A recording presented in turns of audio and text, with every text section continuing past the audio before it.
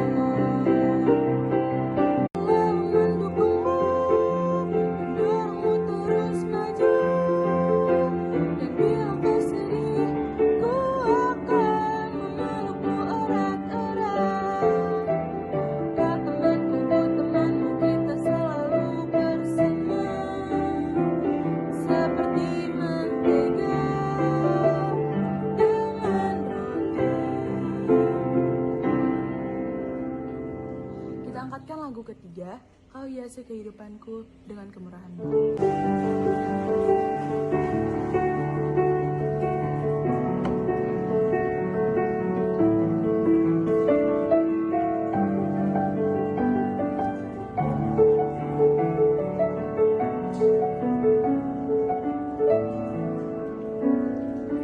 Kau hiasi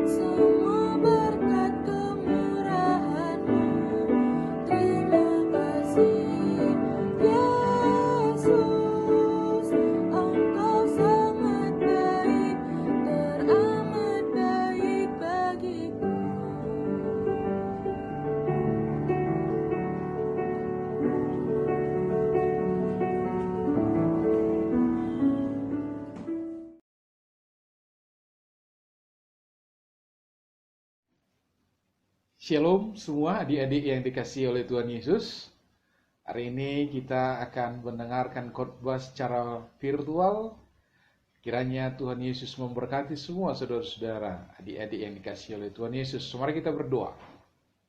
Terima kasih ya Tuhan untuk kebaikan-Mu yang telah memimpin kami hingga saat ini, sehingga kami masih bisa boleh beribadah sekalipun dalam keadaan seperti ini.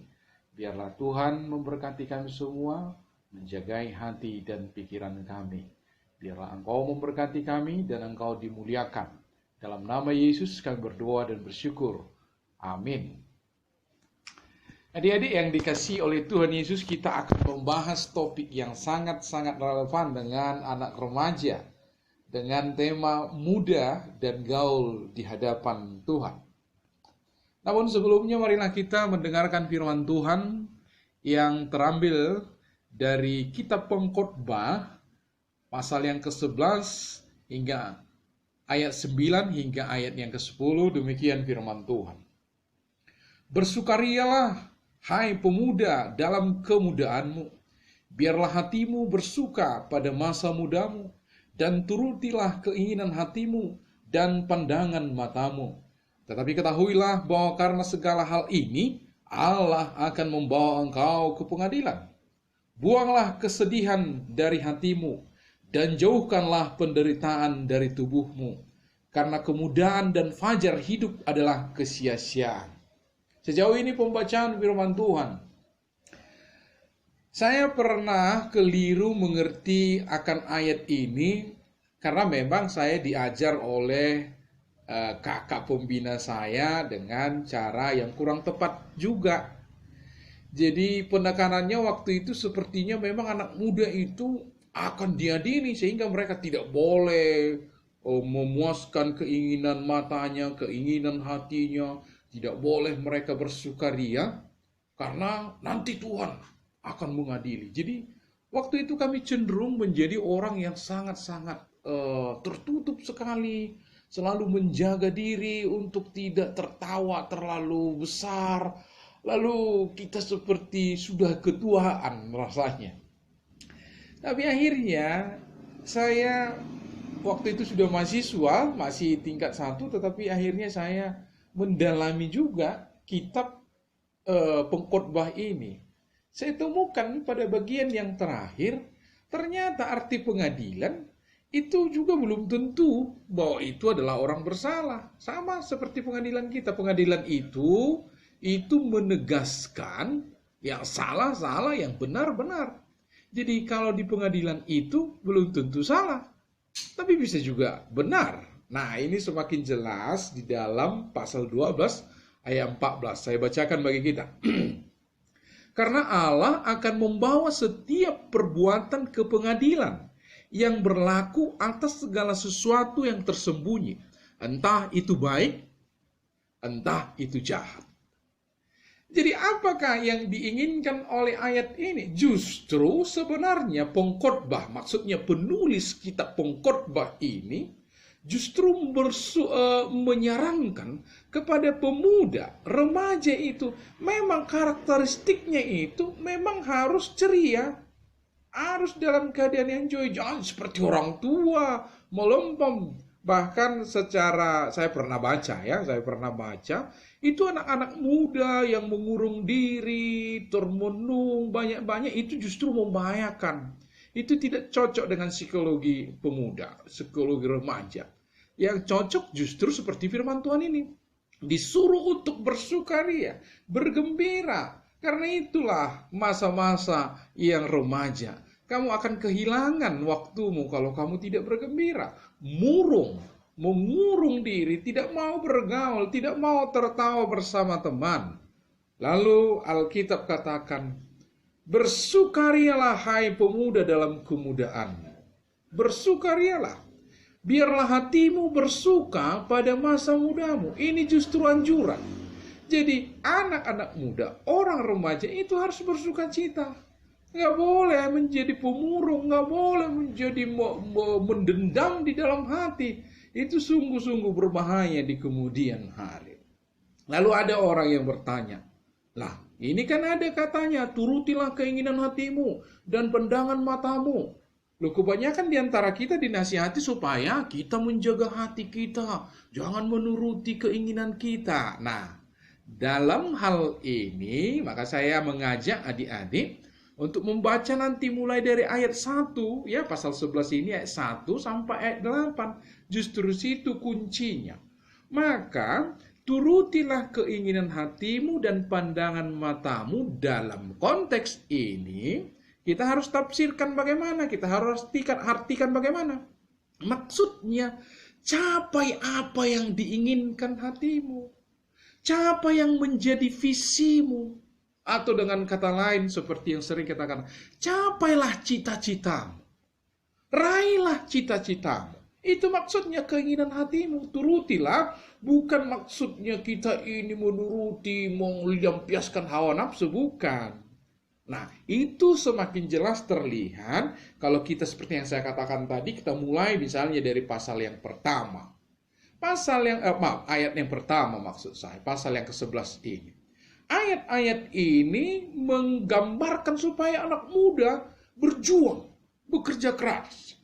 Dia berharap, saya mulai dari ayat 1 dan yang 2. Saya simpulkan ini, kita harus berharap bahwa ada saatnya semua usaha kita itu akan berhasil. Sering perkataan bijak berkata bahwa hasil tidak akan mengkhianati proses. Maksudnya, kalau prosesnya kita buat baik, kita persiapkan, suatu saat kita akan menerima yang baik daripada pekerjaan yang kita buat itu. Ini ayatnya.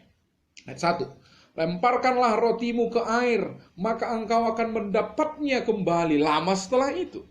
Jadi melempar roti ke sungai, ke air, sepertinya adalah sia-sia. Tetapi bisa saja itu membuat ikan yang di sana menjadi berhasil. Dan itu bisa menjadi bagian kita berikutnya. Berikanlah bahagianmu kepada 7, bahkan kepada 8 orang.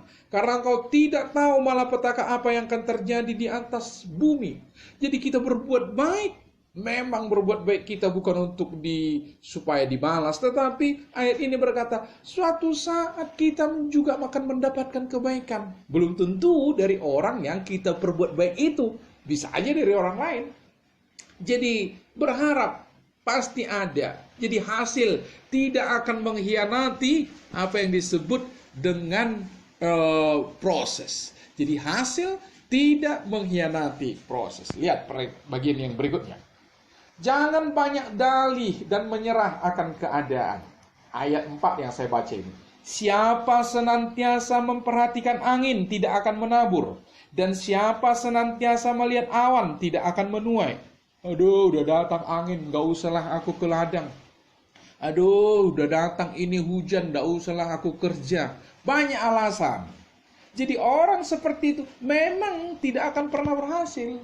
Aduh, gimana lah, saat ini susah, gak ada lagi yang bisa saya perbuat. Orang tuaku pas-pasan, atau banyak alasan. Orang itu punya fasilitas dan yang lain. Kalau itu yang terus kita pikirkan, memang tidak akan ada hasil. Itu firman Tuhan berkata. Jadi bagian ini yang ingin Tuhan katakan kepada kita, penuhilah keinginanmu, puaskanlah keinginanmu. Maksudnya, capailah cita-citamu, raihlah keinginanmu dan visimu. Jadi ini adalah anjuran positif, bukan satir. Satir itu maksudnya mengatakan sesuatu untuk sebaliknya. Misalnya memuji, kata-kata pujian dibuat untuk mengejek. Iya, bagus sekali rambutmu ya, bagaikan bagaikan Indomie, kan kira-kira begitu ya. Jadi sekalipun kata-kata baik, tapi maksudnya adalah jahat. Jadi ini bukan. Jadi dianjurkan memang supaya kita ini menikmati hidup ini, dan dianjurkan juga supaya kita bisa mencapai apa yang kita inginkan. Saya baca bagian terakhir. Ketidakpastian jangan menyurutkan semangat. Sebagaimana engkau tidak mengetahui jalan angin dan tulang-tulang dalam rahim seorang perempuan yang mengandung, Demikian juga engkau tidak mengetahui pekerjaan Allah yang melakukan segala sesuatu. Jadi maksudnya, jangan karena ketidakmampuan kita membaca masa depan, nanti bagaimana ini semua keadaan, jadi kamu tidak bekerja. Salah. Tuhan akan mengaturkannya. Kita tidak tahu setelah COVID ini bagaimana. Keadaan ekonomi kita akan bagaimana, kita tidak tahu. Tapi jangan menyerah. Lakukan, belajar terus. Itulah firman Tuhan ini. Lalu ada satu lagi. Hal ini diungkapkan oleh si pengkhotbah ini. Tapi karena itu semua kamu akan diadili. Jadi caranya kamu mencapai cita-citamu harus dengan cara yang sah. Seperti yang dikatakan tadi. Jadi bekerja keras itu adalah cara yang sah. Dengan jujur itu adalah cara yang sah. Jangan kita menghalalkan semua cara untuk mencapai cita-cita. Kalau itu memang kamu akan diadili. Kita harus bergembira. Saya mulai dulu lagi dari sini. Kita harus bergembira, tertawa. Tetapi kalau tertawamu itu membuat orang tersinggung, membuat orang sakit hati. Ada di sekolah-sekolah tertentu, membuli seseorang lalu tertawa. Sementara yang dibuli itu sudah sangat sakit hati sekali. Bahkan ada orang yang tidak mau lagi sekolah. Lalu kamu dengan kelompokmu tertawa-tertawa. Karena itu kamu akan dihakimi. Lihat, itu Tuhan akan membalas itu kepadamu. Kecuali engkau bertobat. Jadi semua sukacita kita, itu kita tidak boleh bersukacita demi kita korbankan orang lain demi sukacita kita. Kita tidak boleh tidak jujur di dalam hal misalnya untuk mendapatkan bersukacita, bergembira, tertawa. Tertawamu itu, kalau itu untuk mengejek orang lain, Tuhan katakan, untuk itu pengadilannya sudah ada. Tetapi tertawalah dengan teman-temanmu, bergembiralah dengan teman-temanmu sebagai seorang remaja, sebagai seorang muda. Tetapi tetap di dalam koridor yang tepat untuk bersukacita. Kepada yang kedua, capailah keinginanmu, capailah cita-citamu dengan cara yang sah. Jangan main curang. Ada orang mau masuk pekerjaan, polisi, lalu disogok. Salah. Capai cita-citamu dengan cara bagaimana? Bekerja keras. Tidak terus tegar maksud saya. Bekerja, melakukan, belajar, dan belajar. Itu poinnya. Adik-adik yang dikasihi oleh Tuhan Yesus, nats ini sangat-sangat baik sekali untuk pemuda, untuk remaja. Supaya kamu tahu bahwa tidak akan ada capaian yang bisa kamu capai tanpa bekerja keras. Lihat itu. Jadi saya harap adik-adik nanti baca lagi ya, ayat 1 sampai ayat 8. Supaya kamu semakin mengerti maksudnya ini. Lalu pengkhotbah ini akhirnya membuat satu resume. Kesimpulannya. Dia berkata bahwa kalau kita sudah bekerja, ayat 6 itu, taburkanlah benihmu pagi-pagi hari dan janganlah memberi istirahat kepada tanganmu pada petang hari, karena engkau tidak mengetahui apakah ini atau itu yang berhasil, atau kedua-duanya sama-sama berhasil. Maksudnya, bekerja keras. Tetapi tadi sudah dikatakan, pengadilan akan ada menanti kita. Apakah benar? Tuhan akan katakan, iya, si anak muda ini menikmati masa mudanya dengan cara benar di hadapanku. Itulah yang harus kita capai. Karena tadi dikatakan bahwa Tuhan akan mengadili, itu tentu juga setelah caranya benar, penggunaannya juga harus benar. Karena mengapa? Ada orang setelah sukses, dia tidak ingat Tuhan lagi. Waktu belum sukses bergumul, berdoa. Tapi setelah sukses, dia gunakan semua itu untuk apa? Untuk memuaskan nafsunya saja. Ada orang setelah memiliki uang, akhirnya dia ke diskotik dan narkobaan. Ada suami-suami sebelum dia memiliki apa-apa, dia masih setia. Tetapi setelah dia sukses, dia selingkuh. Dan yang lain-lain itu. Tapi Tuhan katakan, gunakan itu untuk kemuliaan Tuhan. Kalau itu yang kamu lakukan, maka kamu akan dipuji oleh Tuhan. Tidak akan dihukum karena perbuatanmu itu baik. Nikmati hidupnya di dalam Tuhan dan bersenanglah di dalam Tuhan, tetapi dengan cara yang benar, dan gunakan kesuksesanmu itu untuk Tuhan. Bagaimana caranya? Pasal yang ke-12 ayat 1 dikatakan, ingatlah akan penciptamu pada masa mudamu sebelum tiba hari-hari yang malang dan mendekat tahun-tahun yang kau katakan tak ada kesenangan bagiku di dalamnya. Jadi kuncinya kamu selalu ingat akan Tuhan. Datang kepada Tuhan, berdoa. Itulah yang mengawasi engkau. Baca firman Tuhan, itu maksudnya mengingat firman Tuhan. Jadi setelah kamu sukses, lalu kamu masih terus setia dalam firman Tuhan, itu akan mengawasi engkau. Bagian terakhir, akhir kata dari segala yang didengar ialah takutlah akan Allah dan berpeganglah pada perintah-perintahnya, karena ini adalah kewajiban setiap orang. Pasal 12 ayat 13. Jadi takut akan Tuhan. Kamu bekerja tidak dengan curang karena takut akan Tuhan. Kamu gunakan semua kesuksesanmu, kamu gunakan semua kegembiraanmu untuk Tuhan. Kamu bersenang menikmati hasil usahamu dengan cara takut akan Tuhan. Itulah yang akan mengawasimu. Adik-adik yang dikasihi oleh Tuhan Yesus, takut dan ingat akan Tuhan. Baca firman Tuhan dan lakukan. Itulah yang takut akan Tuhan. Ingat, baca firman Tuhan, berdoa. Jangan tinggalkan persekutuanmu. Setelah engkau menjadi orang sukses pun nanti, tetap ikut di dalam persekutuan, ikut di dalam doa bersama. Dan takut itu maksudnya lakukan firman Tuhan. Kiranya semua adik-adik menjadi orang yang bergembira, yang senang, yang ceria sesuai dengan umurmu, usiamu. Jangan jadi pemurung, tetapi keceriaanmu itu bertanggung jawab. Suksesmu itu bertanggung jawab. Amin, kita berdoa. Terima kasih ya Tuhan untuk kebenaran firman-Mu yang boleh kami dengarkan.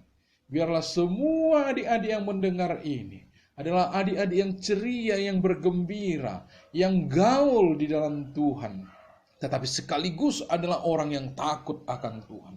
Mereka adalah pejuang-pejuang untuk mencapai cita-citanya, sekaligus juga berjanji dalam hatinya, semua yang mereka akan dapatkan, mereka kembalikan menjadi kemuliaan bagi nama Tuhan. Akhirnya segala pujian, hormat, kemuliaan bagimu. Dalam nama Yesus kami berdoa dan bersyukur. Amin. Shalom.